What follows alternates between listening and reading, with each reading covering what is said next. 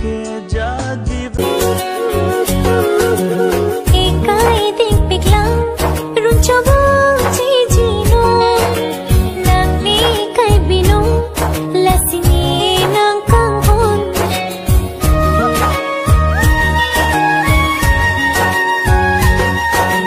nang jong sini phan ka jin so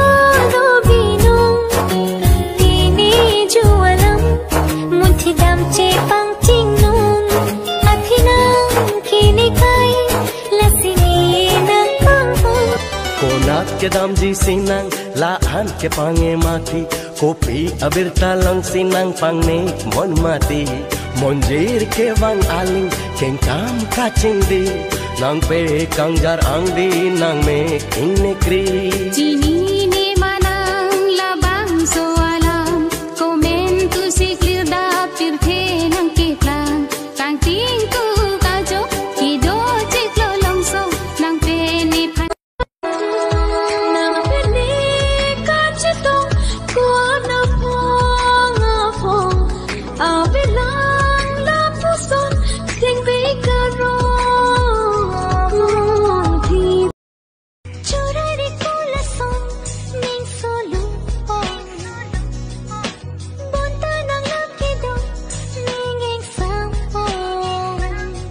nang ki rota galine nang churai ta tu vela ne mang ka he man ni dong sinang do nang phanang ki long a churdam sing ve karong lo pura por pen wo ham ka chetong nang pen sing ve chi parong long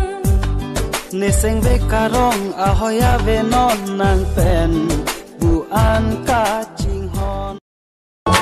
ne ok thì rik chok ando ne ing om theng ki ar ho nang ki ro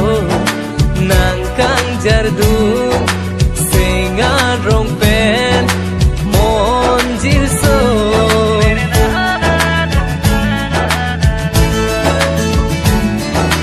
ni ring ni thar pra an lo nang ni bang nang ke pa tho wo kang hon ti ne nang lam cha doan asong chimun ti loma obong ni lam cha doan asun chi ting ni